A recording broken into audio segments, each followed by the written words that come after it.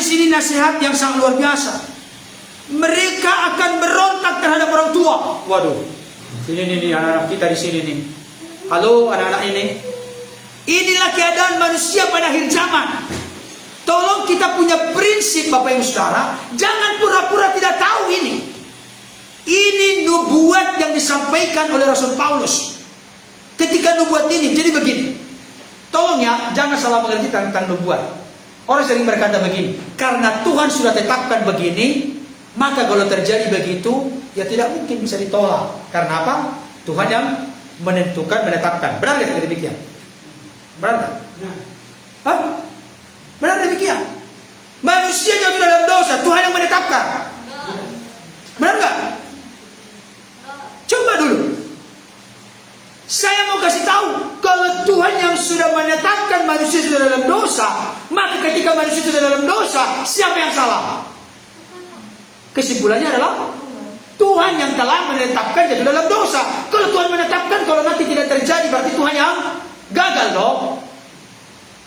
Apakah demikian Tuhan kita? Saya mau kasih tahu, Tuhan itu Tuhan yang kudus, Tuhan yang penuh kasih, rancangannya terbaik, sempurna. Tidak mungkin Tuhan merancangkan sesuatu yang jahat. Itu kebenaran firman Tuhan. Kalau sampai demikian konsep berpikir kita, berarti Tuhan itu pura-pura. Aktor intelektualnya, sutradaranya di belakang dari semua yang terjadi di dunia adalah Tuhan. Apakah demikian? Firman Tuhan berkata, Tuhan menciptakan hari pertama. Setelah itu, Tuhan melihat segala yang dijadikannya baik. Sampai hari kelima, baik. Setelah hari ke-6, Kejadian 1 ayat 31, maka Allah melihat segala yang dijadikannya itu sungguh amat baik. Saya kasih tahu, belum ada kata-kata dari kejadian, dari penciptaan hari pertama sampai ke-5, sungguh amat baik.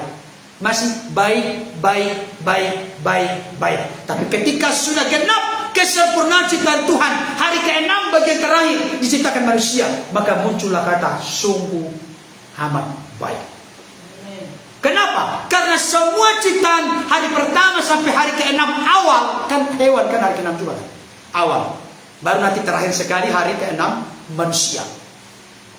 Jadi ciptaan hari pertama sampai hari ke-6 awal itu semua untuk manusia, bukan manusia untuk ciptaan ini. Nah, apa maksudnya? Ini jangan pura-pura tidak tahu kita. Jadi semua yang diciptakan hari pertama, hari kedua, hari ketiga, hari keempat, hari kelima, hari keenam awal, semuanya itu untuk dikuasai oleh manusia, bukan manusia dikuasai oleh ciptaan hari pertama sampai hari keenam awal.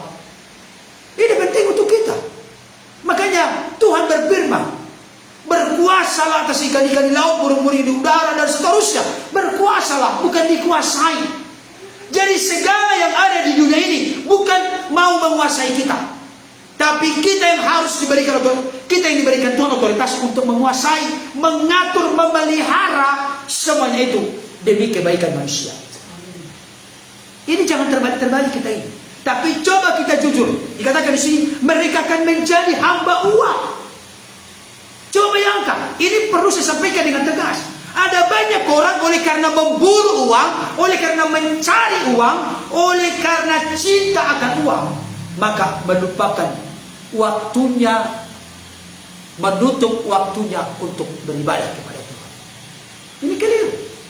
Padahal firman Tuhan berkata cinta akan uang adalah akar dari segala kejahatan.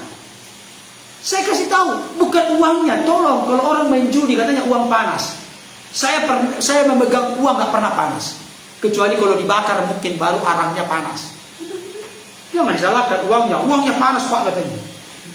Bukan uangnya panas, orang yang memegang uang itu yang panas. Jangan salahkan uang. Jadi memang seringkali kita begitu. Ibu Pastor Dewi Basir berkata, orang Kristen masa sekarang aneh katanya. Kenapa aneh? Dikit-dikit nyalakan iblis, dikit-dikit nyalakan iblis. Orang iblis lagi asik kok di sana mereka diskusi, ngobrol berempat misalnya, roh-rohnya itu nggak ada dipikirkan, nggak ada dibicarakan kita. Tapi kita selalu menyalahkan dia. Hebat banget ini manusia. Manusia lebih setan daripada kita. Bayangkan. Karena apa? Dikit-dikit disalahkan setan, iblis, roh jahat, kuasa kegelapan. Padahal dia yang tidak menguasai dirinya. Ini juga banyak orang Kristen pura-pura tidak tahu. Supaya merasa benar sendiri, disalahkanlah roh-roh lain, kuasa-kuasa lain, orang lain. Dan saya kasih tahu, dengarkan baik. Pura-pura tidak tahu ini sudah penyakit keturunan dari sejak Adam dan Hawa. Saya mau tanya, Adam itu sebenarnya dia tahu nggak dia salah? Tahu nggak? Tapi apa dia katakan? Dengarkan baik. Saya mau menyampaikan kepada kita sakti. Ada orang di luar sana bertanya, kok Allah orang Kristen pikun? Allah orang Kristen bodoh, nggak tahu apa-apa. Kenapa? Dasarnya begini. Adam, di manakah engkau? Masa Tuhan katanya nggak tahu di mana Adam? Apakah benar demikian?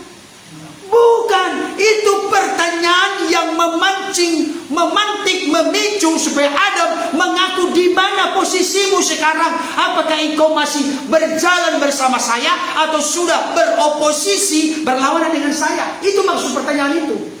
Di mana statusmu sekarang? Di mana posisimu sekarang? Sebenarnya jawaban Adam yang paling pas adalah, Tuhan, aku telah jatuh ke dalam dosa karena memakan buah pohon pengetahuan yang baik dan jahat. Sekarang saya tanya Bapak Ibu Saudara, jawaban Adam apakah demikian? Apa jawabannya? Halo? Apa jawaban Adam? Perempuan yang kau tempatkan di sisiku, dialah yang menggoda aku, makanya aku makan. Perhatikan kata perempuan yang kau tempatkan. Ada nggak di situ indikasi petunjuk? Kalau engkau tidak tempatkan dia di sisiku, maka aku tidak akan.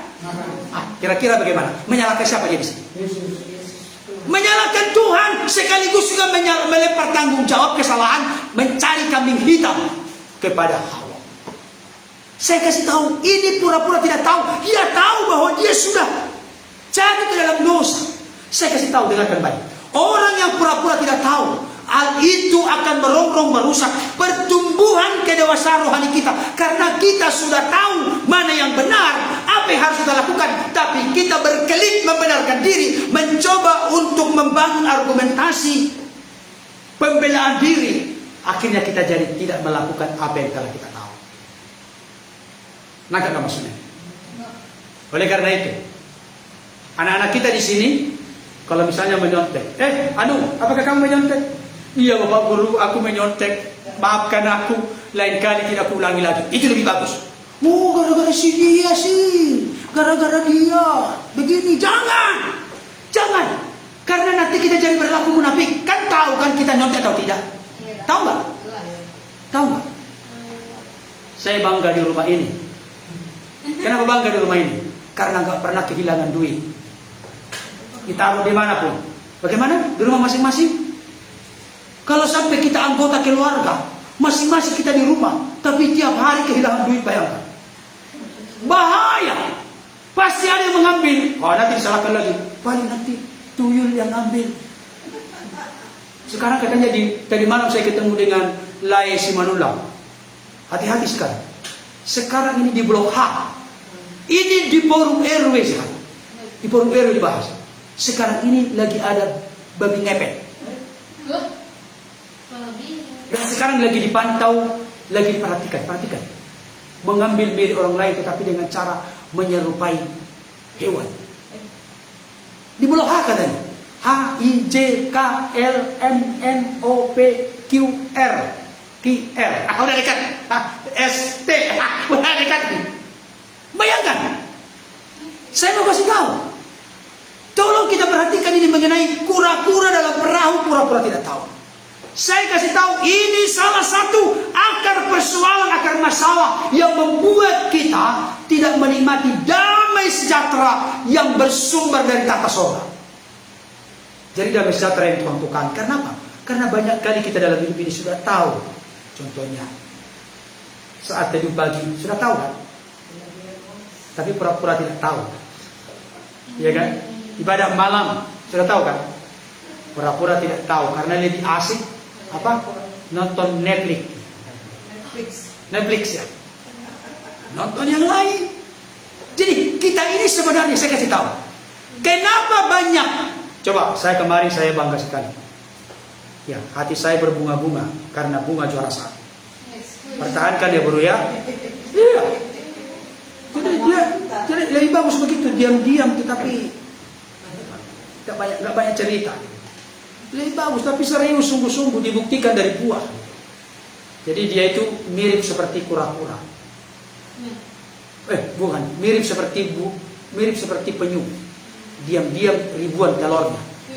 Daripada ayam baru satu telurnya, kotak-kotak, satu RT, anak-anak pun bangun, anak bayi. Karena ribut sekali, baru satu, kotak.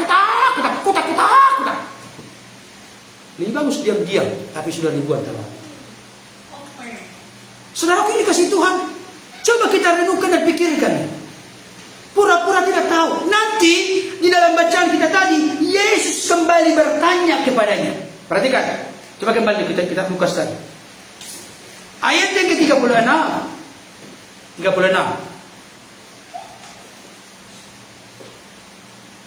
36. Lukas 11 ayat 36. Siapakah di antara ketiga orang ini menurut pendapatmu adalah sesama manusia dari orang yang jatuh ke tangan penyamun itu? Nah, ini. Maksudnya, apakah Lewi, apakah imam, apakah orang Samaria yang murah hati? Apa jawabannya dia? Ayat 37. Sebenarnya, siapakah di antara ketiga orang ini? Ketiga orang tadi siapa? Orang Lewi. Jawabannya sebenarnya harus itu. Orang Lewi, imam, dan orang Samaria. Karena nama-namanya tidak disebutkan di sini. Tapi status kedudukannya disebutkan. Orang Lewi, imam, orang Samaria. Siapakah di antara ketiga orang ini menurut pendapatmu adalah sesama manusia dari orang yang jatuh ke tangan penyamun itu? Ayat 37 kita baca sama-sama. 2 ya. Jawab orang itu, orang yang telah menunjukkan belas kasihan kepadanya. Kata Yesus kepadanya, pergilah dan perbuatlah demikian. Orang yang telah menunjukkan belas kasihan kepadanya. Benar nggak jawabannya? Benar, tetapi tidak orangnya langsung. Saya mau tanya Bapak Saudara, tahu nggak kenapa dia tidak menjawab orang sana? Tahu nggak? Perhatikan baik. Ini sangat miris. Yang justru memiliki ketulusan kemurnian adalah orang Samaria yang berhati. Kenapa orang ini tidak mau menyebutkan orang Samaria? Karena antara orang Yahudi dan orang Samaria bermusuhan.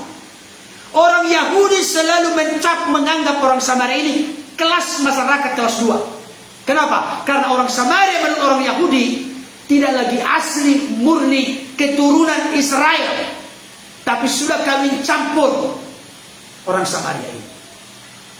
Jadi orang Yahudi memandang sebelah mata orang-orang Samaria. Tapi coba lihat di dalam bacaannya. Bukan saja sekedar dikatakan orang Yahudi. Dengarkan baik. Adalah seorang dari Yerusalem turun ke Yeriko. Berarti dari secara geografis Yerusalem itu di atas, Yeriko di bawah. Seorang dari Yerusalem turun ke Yeriko. Itu juga memberikan petunjuk gambar kepada kita bahwa orang yang disamun ini, orang yang dirampok bisa-bisa dia adalah orang. Jangan dulu, saya itu orang Yahudi maksud saya. Dari Yerusalem turun ke Yeriko, berarti orang yang kemungkinannya orang Yahudi atau orang Samaria? Orang Yahudi, Lewi, orang Yahudi, imam. Bayang, Lewi orang Yahudi, dia lihat sekarat saudaranya orang Yahudi, nggak mau tahu. Imam orang Yahudi, dia lihat saudaranya orang Yahudi, tidak mau tahu.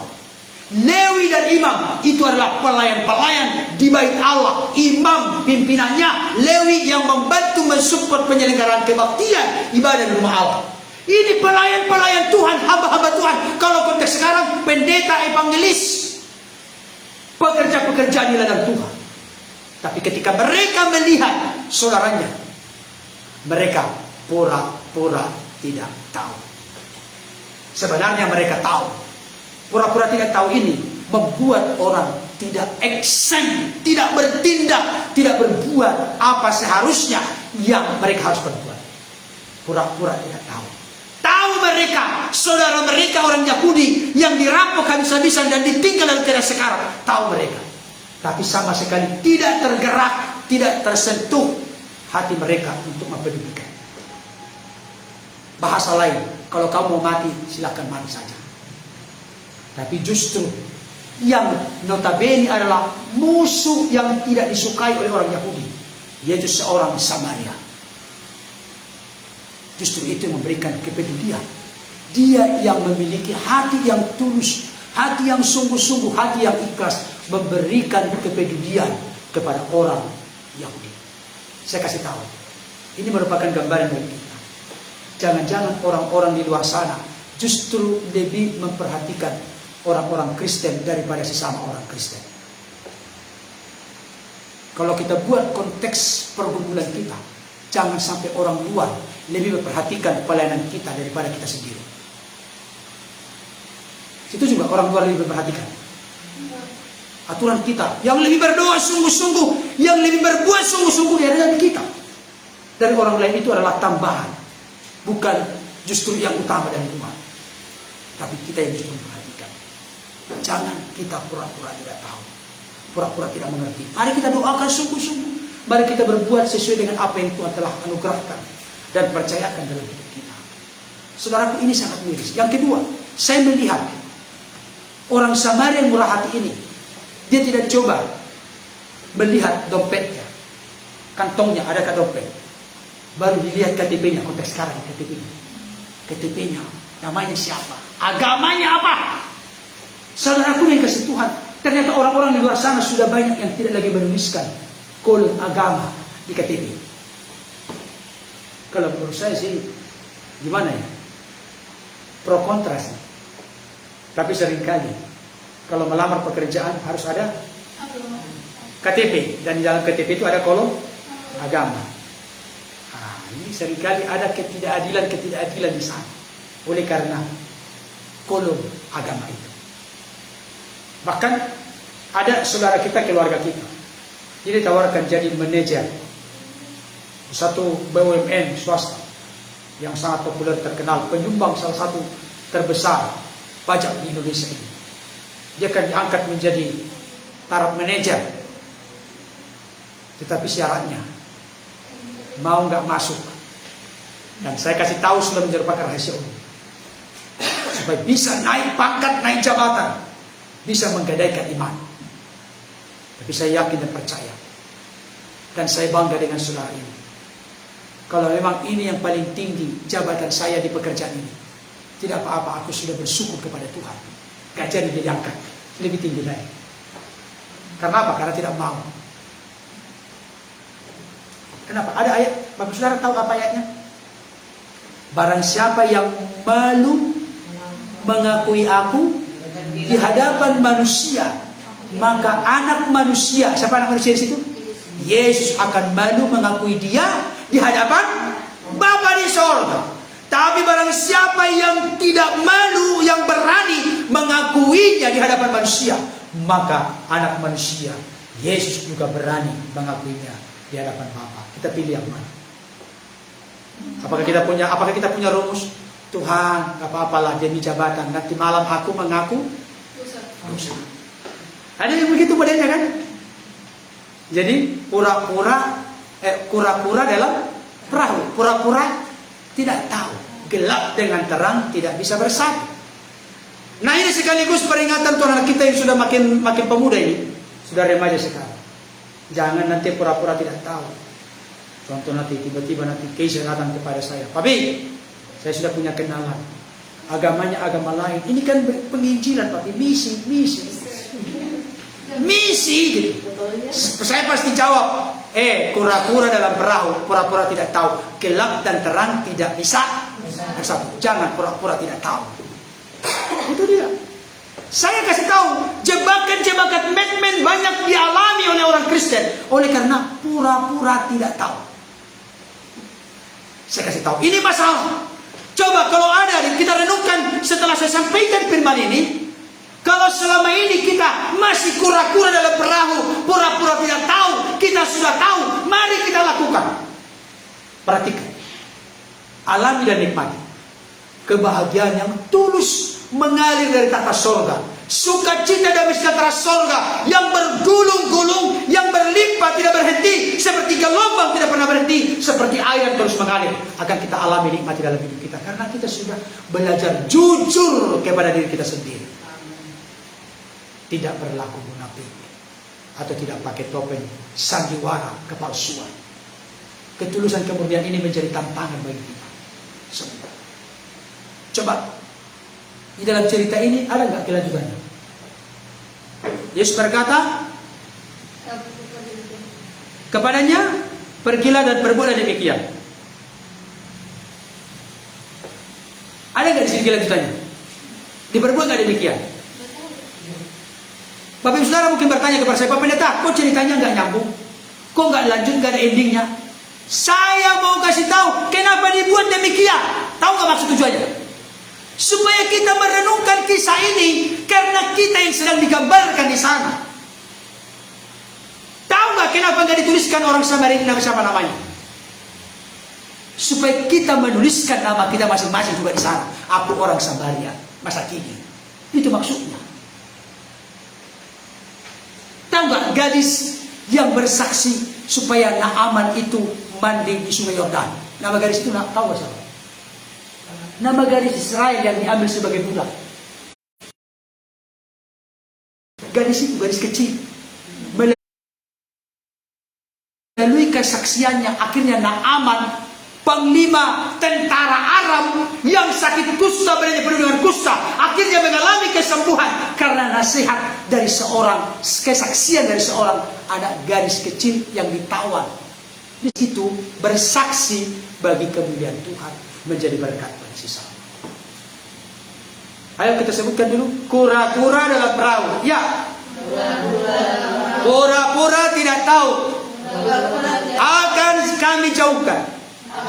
Akan kami singkirkan dari hidup kami. Amin. Siap? Siapa yang siap? Tunjuk kaki. Tunjuk tangan. Tunjuk kaki. Ya, Bapak Ibu Saudara, mari kita membangun ketulusan kemurnian dalam hidup. Jangan pura-pura tidak tahu.